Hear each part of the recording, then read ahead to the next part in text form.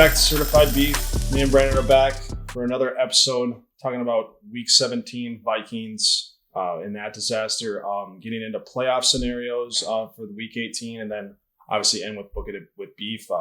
Just get into the Vikings game. Vikings lose 41-17 against the Packers in a pivotal game just for seeding wise for the Vikings, but also a game that the Packers needed to win just to even get in the playoffs. Honestly, Brandon, that was probably one of the worst games I've ever seen by the Vikings, but there's definitely some aspects of the game that I don't think were talked about enough. Losing two offensive linemen in the first 5 minutes obviously doesn't help. Kirk Cousins has been pressured all year long. So I definitely think that was a big thing to it that people don't talk about enough. But obviously, did you watch this game? I know you're on the road. I did watch this game. It made me hate Packers fans more because there was some in the bar that we watched it, me and my dad. Oh, that fucking sucked because they were very loud. They were very obnoxious. Even in garbage time, they were obnoxious. Oh, of course. Well, yeah, because did you have any Vikings swag on or anything like that? No, I left my jersey in the car, and I'm glad I did. Yeah, probably you might have gotten killed or something. Probably not. Yeah, no. So looking at this game, like, the stats don't mean anything. Vikings had more total yards, but that didn't mean shit. For me, after the kickoff return for the Packers, I was like, we're still in this. It doesn't matter too much. Obviously, getting stood up on the one after a block punt, not the way you want to start the game. No, I think it's fair to say that was like the worst possible start. The fact that you go 3 and out right away, you block a punt, and you somehow don't score on the 1 yard line with 3 plays. Yep. And you didn't. The plays that were run too were just some of the worst play calling. I'll get into that later. I was thinking they should put Madison for that since he's more of the power back than Cook is. I mean, I would probably say no to that. I still think Cook is more powerful than Madison, but like you said though, like you would think like, oh, you're still in this game. Like the Packers didn't do anything on offense those first 2 possessions. They scored off a kick return, as you said, and then an interception return for a touchdown. That played a big role in like the game because Vikings didn't have it. We didn't know what the defense was going to look like. They obviously got 3 and out off the first possession. We blocked the punt, but then you didn't see that. I mean, in retrospect, obviously 41 points is a lot, but the defense didn't play horrible. I mean, they got put in bad positions. Those interceptions left the Green Bay with great field position every single time, especially with one ending up in a touchdown. But the defense didn't play horrible. Obviously, the offense. Obviously, it shows with Kirk Cousins when he gets pressured a ton. It's not great. Didn't get Jefferson involved at all. But that leads me into play calling. I thought this was KOC's worst game by far as head coach of the Vikings. I thought his play calling was way too aggressive for like passing wise. Like I know that they were down a little bit, but you definitely don't have to pass it 15 yards on first down. You can throw these bubble screens in and there was ways like we've seen it in recent like weeks to get Jefferson involved. You run bubble screens, you run these short concepts or just anything like run a wide running back screen, and nothing was working. And then when you get to a 3rd and 7, you see them run fucking 5 yards and then fucking stop, and then they get tackled, and it's like, okay, well that's awesome. You don't even try to get the first down. But, I mean, credit to Green Bay. They played great. I mean, they did everything well. Special teams. They were very opportunistic with turnovers. But one thing with Green Bay, like, for me at least, I wasn't impressed with their offense. Their defense, I think, has to play with this level for them to sustain any success in the playoffs is a big thing, too, for me. Like obviously, you could be like, oh, that's biased. But their offense still isn't great. Their defense has led them to this 4 or 5 game winning streak, whatever it is now. Oh yeah, they definitely have not sustained anything, especially with like Watson not being as healthy. They finally started to lean on their ground game a little bit more, which they did against us. They made it look freaking easy. 8 yards of freaking carry was fucking awful, but I don't know, just not a very well coached game, I would say, by the Vikings. Yeah, all of their offensive touchdowns seem to come very easy because you had Robert Tonyan wide open, easy pass for Rodgers. Then you had the A.J. Dillon, wasn't it like an 8-yard run? No, it was 2 yards, wasn't it? Yeah, something like that. 2-yard run. And then Rodgers was just an easy scramble run for him. So it was just an overall disaster of a game for the Vikings. The moment I realized we were out of it was when Greg Joseph missed the first field goal. Oh, 100%. That's when I was like, all right, it's just not going to be our day. Like, let's just sit everybody and put in our backups. Like, no need to mess around now. And obviously, Vikings came off that 2 weeks out. They came off that incredible comeback against the Colts. But it's the Packers, division rival. You know that comeback's not going to happen. You're down 24 at half. You need 3 touchdowns. And you know that LaFleur is going to preach to his guys, like, you can't let up against these guys. You can't give in to them. You can't just relax it. And Rodgers is not going to do that. He's got that killer instinct that some quarterbacks have in this league where they know they got to go score points. We've seen it in years where Brady and Belichick are up a ton in games and they still throwing the ball like every possession. They're not going to allow these teams to get back in games. And I think that's one thing that the Packers did well on offense is they didn't let up, because we've seen obviously the Vikings come back. But I mean, in any way, I don't think there was a chance the Vikings came back just because injuries. Like, I noticed Harrison Smith was also out on some plays. That's why Robert Tonyan was wide open. Yeah, Metellus. I'm worried that we're getting to a point in the season where you need to be your healthiest, and we're getting to the point where we're our unhealthiest. We're already down to our backup center. He goes down with an injury on the first drive or the second drive at the 1. Then you got Brian O'Neill. He goes down the next drive after that. Both on IR now. I'm pretty I'm not totally sure, but speculating with the calf injury, they say it's significant. That stems me to believe it's an Achilles injury, which would knock him out the rest of the season, obviously, and into next year. But I think the Vikings, we obviously already exceeded expectation. You're kind of playing with house money with a new regime. I think that you're like, oh, at some point in the season you're thinking Super Bowl, but at this point it's just like, I think it's just, as a fan, you got to be happy to make the playoffs at this point. And hopefully win your first game. And after that, if anything happens, it's like, wow, we are doing something we probably shouldn't be, because this team, we've shown, like, you are what you are. Like the Vikings, their defense is atrocious. They give up so much passing yards. Their offense is generally only good when they can keep Kirk protected, and he has not been all year. And the games that he has a little bit of time is when he's dicing up the defenses. But yeah, this team they're definitely going in the wrong direction. These losses that are just blowouts are piling up at a point where it's like in the playoffs, you're not going to be able to come back from anything like this. And I don't know, this team is, I don't have very good hope for this team in the playoffs. Even, like, no matter who they play now, like, it looks like they're going to play the Giants now, because they're going to get the 3 seed most likely. Play the Giants first round, and we saw them play the Vikings close already. And without your right tackle, your center, Bradbury has showed no signs of coming back anytime soon. So who knows? I would like to point out, though, as I'm looking at the stat sheet, we only gave up 2 sacks, and I'm pretty impressed with that for how many people went out. The one was obviously the strip sack by Kenny Clark, which just demoralized the game away. But still, like 2 sacks, like Green Bay's front, it's not the best in the league, but still pretty scary. Yeah, I mean, 2 sacks is 2 sacks, but if you're just watching the game, they had sustained pressure. Oh, yeah. And then also with their defense, like, I know it's going to sound fucking stupid, but Jair Alexander did what he did his job. And that job was just to pester Jefferson. Not one time did he match up one-on-one with him. I'm pretty sure one play. Not once did he clamp him down one-on-one.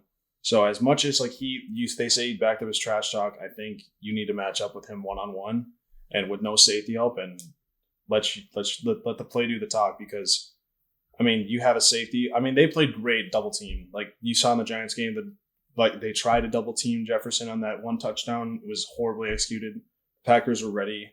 But Jefferson just didn't seem ready for this game. Like wasn't talking trash online, but didn't seem like he was ready for this magnitude of a game. And maybe it was the outside, but I think that's a horrible excuse, just to blame it on the weather. I know the field conditions weren't great, but you got to adapt to that too. That's a whole equipment manager. Yeah, that's the whole point of warm-ups too, is you got to get a feel for the surface. And maybe it will be different this week. Maybe he'll know what to do. Maybe the whole team will know what to do because everyone was slipping out there. Yeah. But yeah, I don't know. Just a horribly executed game by the entire team. But like what you're saying with Jair, from what I've been hearing from K-Fan Radio is that, yes, like as much as Jair wants to go at Jefferson one-on-one, you just can't do that in case Jair gets burned. Like Jefferson is the best wide receiver in the league. I'm not sure how much that's debatable anymore. Mm-hmm. But you can't just even since Jair is like a top 10 corner, you can't let Jefferson burn you on a play or two because that could be catastrophic for your team. So you got to let your safety help him out a little bit. They like to say that discretion is the better part of valor. So you got to make sure you're playing your cards right, but still letting your guy do what he wants. Yeah, and and then you got to have like your other options. I know KJ, he stepped up a little bit, like good. And I think that's one thing I noticed like in the last couple of weeks, like especially with the Colts game. I think KJ needs to step in that number 2 wide receiver. I don't think Adam Thielen has it anymore as much as like you hate to see that as being a fan favorite. Then Hawkinson just dropping those passes really demoralized the some 2 drives, 3 and out, and then not.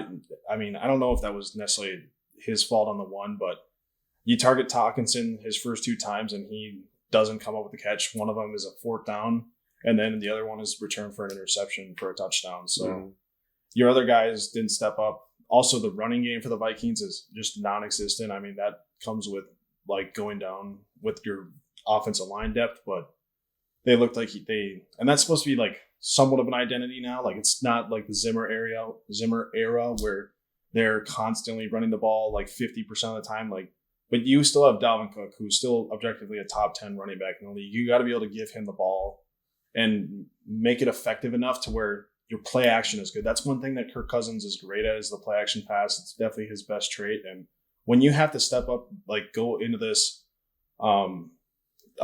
drop back pass game, it's not going to work very well, especially against a division rival, especially against a defense that is playing like very confident right now and doing whatever it takes to get their team in the playoffs.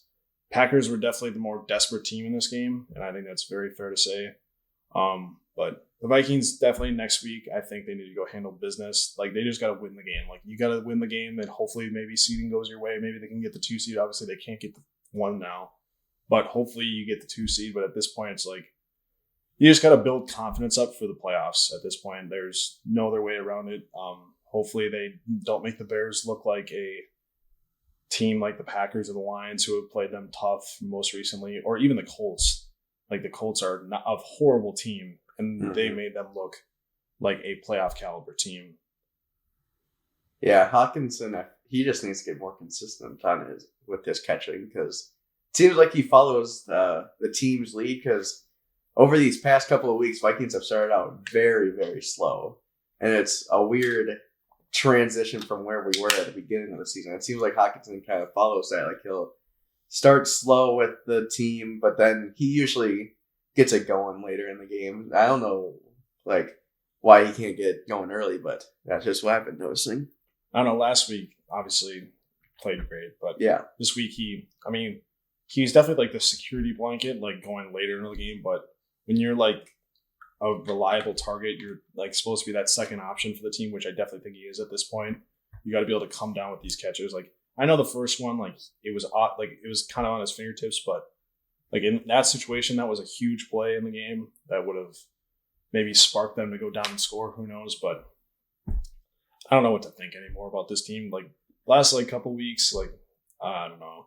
The Colts game made me very skeptical. I mean, the Giants are a good team. Expect to play them close, and then you don't even like show up, I guess, against the Packers. I don't know.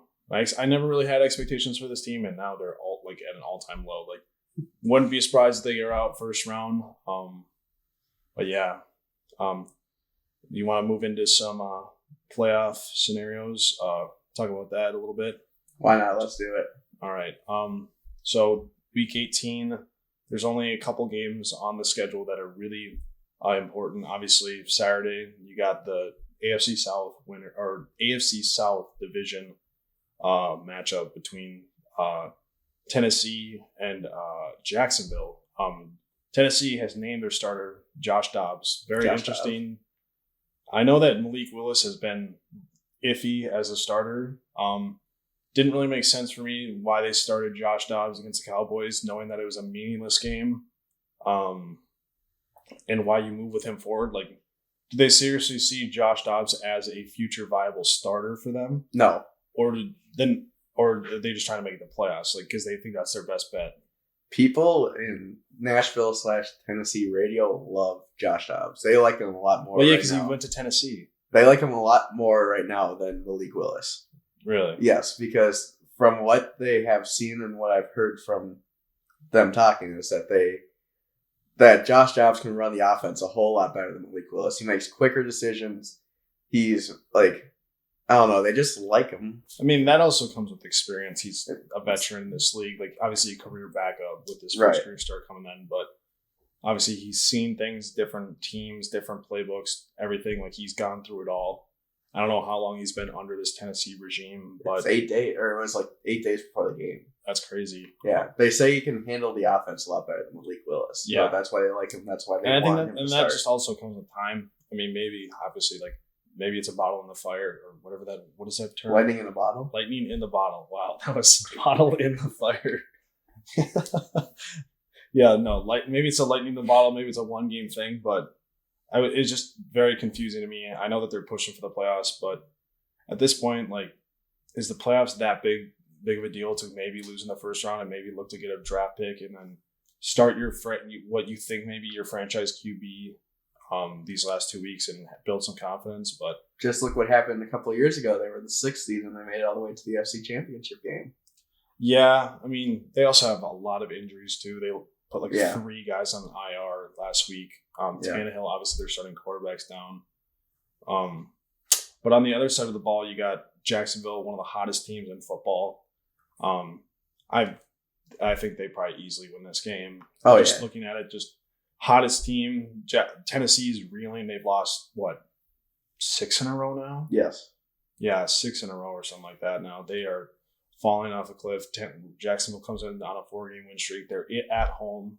But yeah, I think Jacksonville is definitely a team you don't want to play in the playoffs just because they play teams very tough at home. And them getting a home playoff game, definitely, I mean, you look at the 5 seed, it's either going to be Baltimore or Los Angeles, the Chargers. I would not want to go play Jacksonville right now, especially in Duval. They are a very tough team down there. Yeah, no, I think Jacksonville is going to easily take this one for all the reasons you just said. And I know Tennessee is getting back Derrick Henry this week, but I'm liking what I'm seeing from Jacksonville. Mm-hmm. Going along the AFC, you got New York Jets at the Dolphins. Dolphins without Tua Tagovailoa, most likely again this week. They need help. Obviously, they need New England to lose, and then they need to win. I don't know. It's a winnable game. Don't get me wrong, but I think that Jets defense poses a test for most likely Skylar Thompson now because Teddy actually is out as well with a broken finger. So, Dolphins are also reeling. They've lost 5 in a row now after an 8-3 start.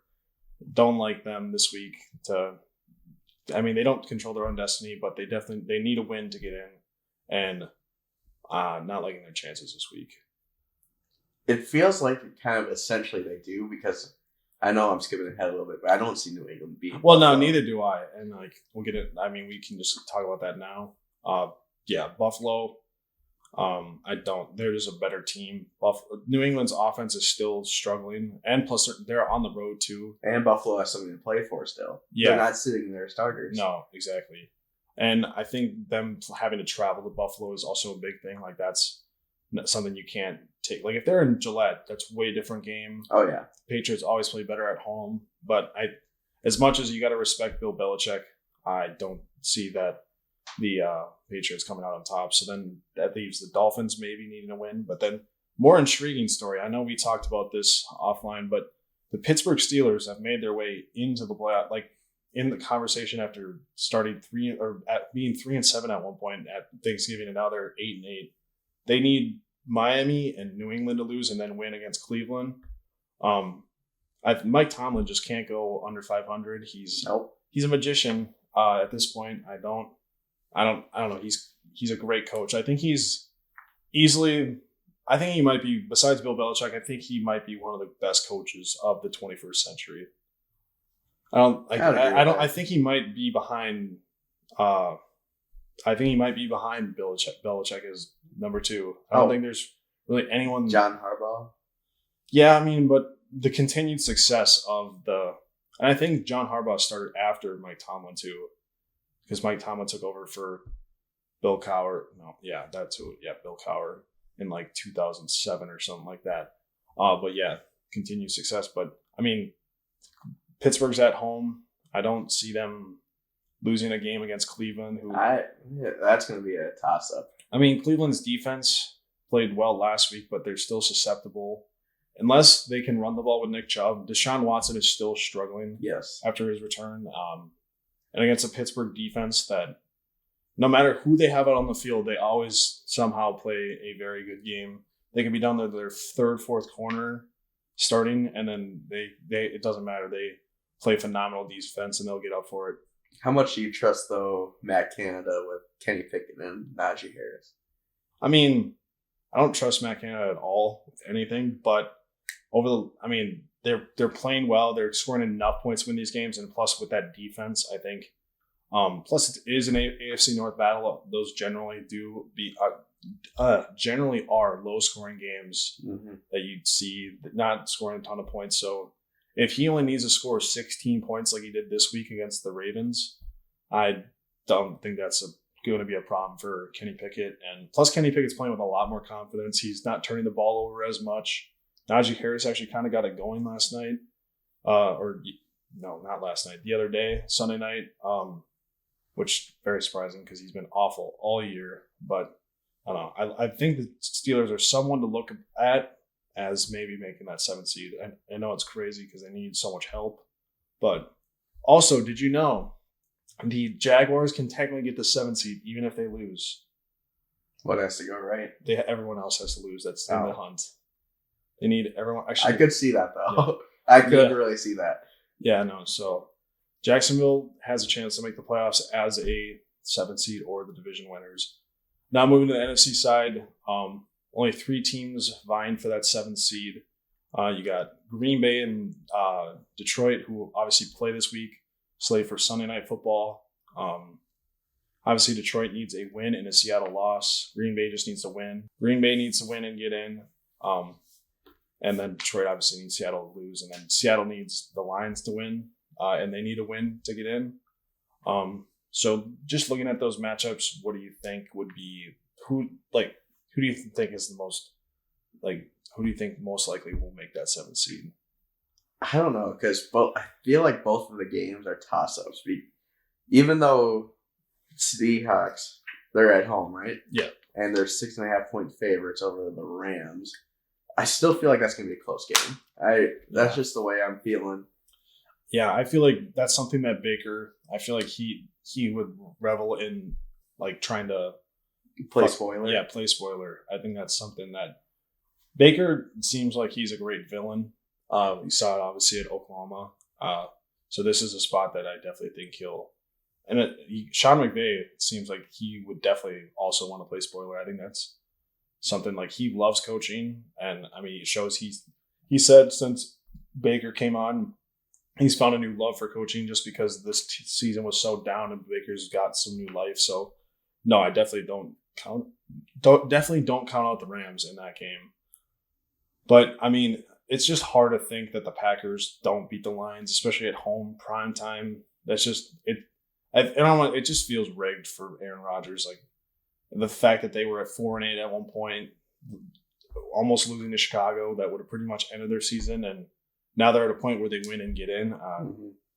It feels like the NFL is out for us, especially me as a Aaron Rodgers hater and Vikings fan. I feel like the NFL is out for me. Seattle also could get in if they tie, plus a Detroit tie, plus a Washington loss or tie. Why does Washington have anything? I don't know, but this was posted 44 minutes ago, so. Weird. Even though they're out of the playoffs and they play Dallas, who's already solidified as the 5 or maybe division winner. That's weird. Detroit could get in with a Detroit tie, a Seattle tie, plus Washington win. Yeah, I mean, the whole tie, like I know, like it's obviously something you mentioned when it comes to playoff scenarios, but like it's like, what's the point? Like the odds of a tie. Ties. The odds, Get rid of ties. Yeah, I agree. Ties are something. College overtime, except you just keep going from the 25. Yeah, I agree. I'm straight it from overtime. Like you don't play 10 minutes and then do that. I think you start right from the get-go.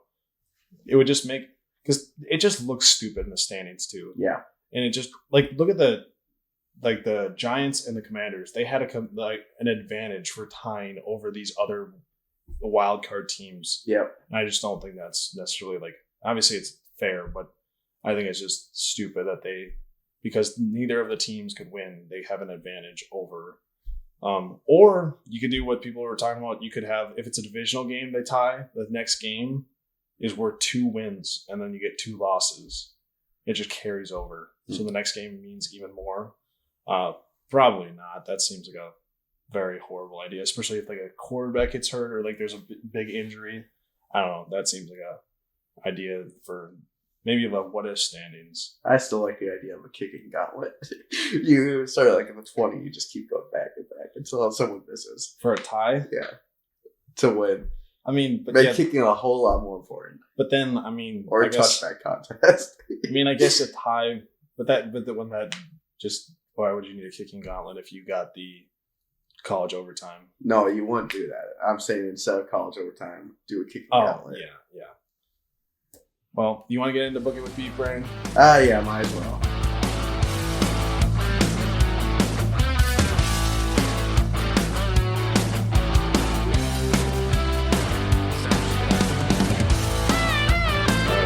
This week, obviously, pending the game of the Bills and Bengals, I went 4-0 this week. I'm back. The wrong time, but I am back. You can't say that. Why? Because you said that before. That you immediately went 0-5 like 2 weeks in a row. Well, yeah, but this I went 3-2 and I said I was back, but this time I'm 4-0 as of right now. But Brandon obviously declared the winner of the regular season. We will keep this going in the playoffs just because it's fun to do. You said you hated it. Well, I obviously hate it, but at the same time, it's still fun to like fake bet, I guess. I don't know. I still hate it. But Brandon, how did you do this week? For the moment, I went 1-3. Wow. Because San Francisco, it's just a shit show of a game. Oh, you had the under in that game? No, I had the -9.5. Oh, that was my in the bank. Oof. And then Chargers, Rams missed by like 2 points for the over, and I hit an easy under in Arizona, Atlanta. Fair enough. Well, we'll just get right into it. Brandon, what do you got for your favorite this week?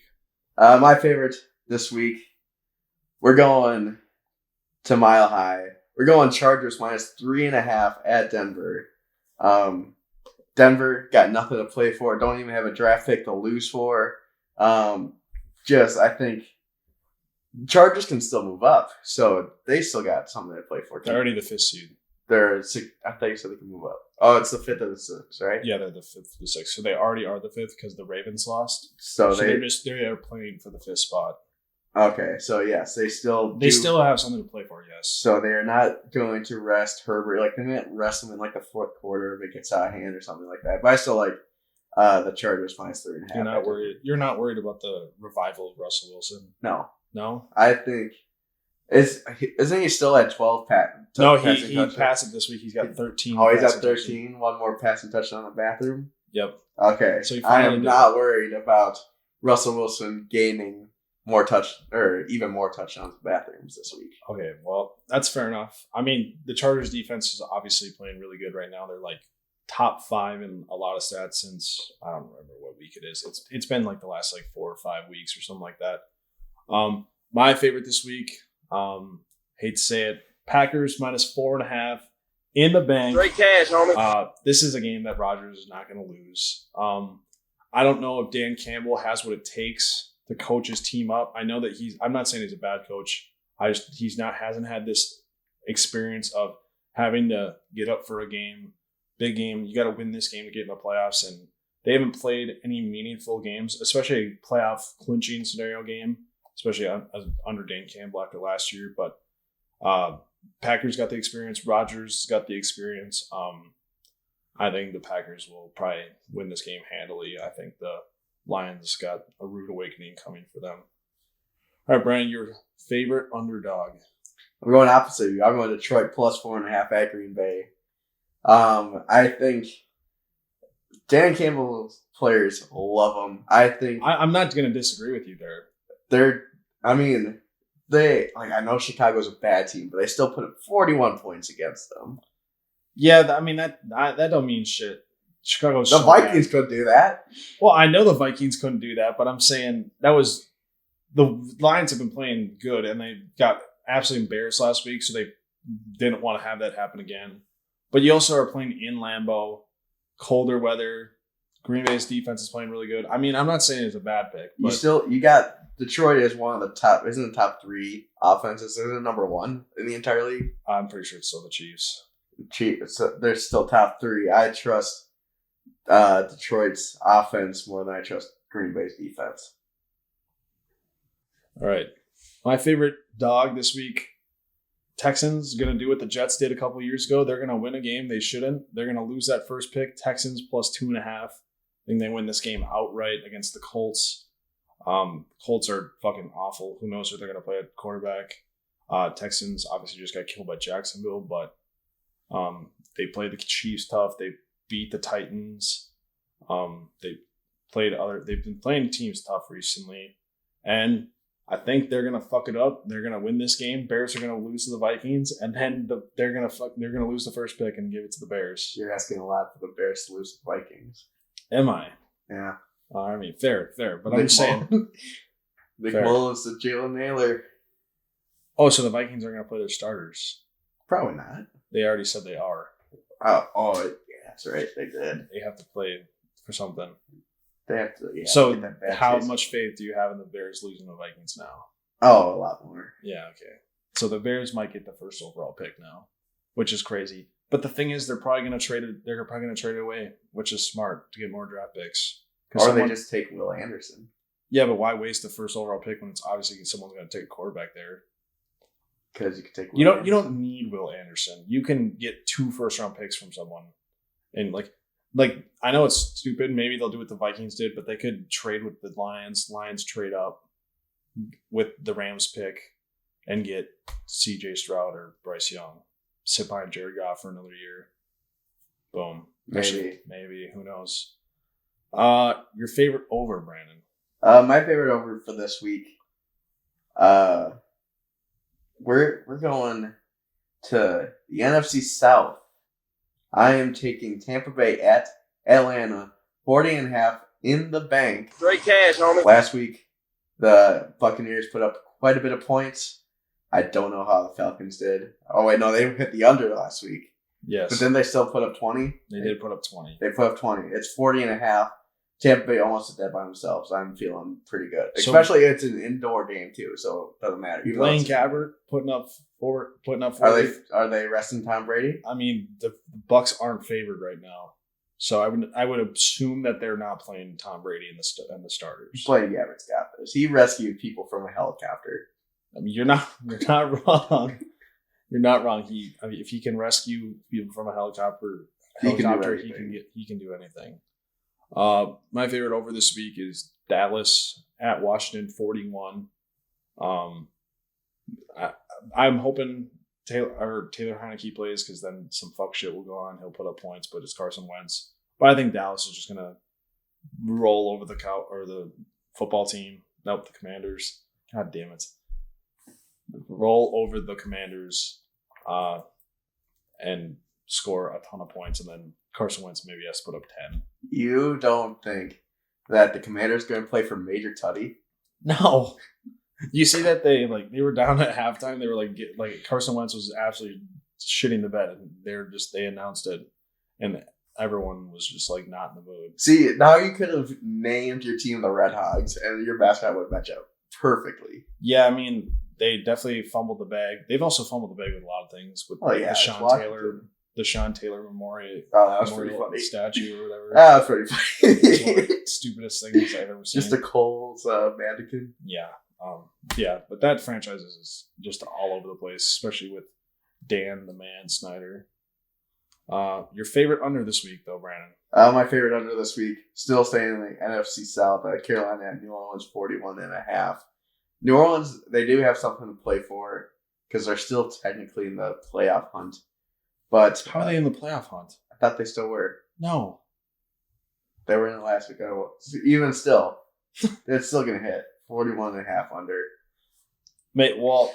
Maybe, I mean, I guess one thing they have to play for is making the Eagles pick better, because they gave their pick to the Eagles. My favorite under is Cleveland versus Pittsburgh, under 40.5. Like I said earlier, AFC North games generally low scoring, tough battle games. Plus, like you said, Matt Canada, awful offense coordinator, maybe not being able to put it together. Sean Watson not playing very good. They're gonna have to lean on Nick Chubb, and running clock means unders. I like that. AFC North unders are always cash, unless the Bengals are involved, because that is just that they don't play AFC North football like the other ones. They used to. Well, that's a way to finish up Book It With Beef for the season. Brian, obviously the champion, but we want to end this episode by just saying, like, from the Certified Beef team, prayers up for Damar Hamlin after what happened last night in the Monday Night Football game. Just sad to see, but we hope that he makes a full recovery. Maybe see him back on the football field, but just hoping that he makes it through this. Yeah, it was the most great I've ever been watching football. Yeah, I mean, I'd agree. But not going to get into too much, but just praying for him and his family. Hopefully they get through this. See you in the next one. Peace.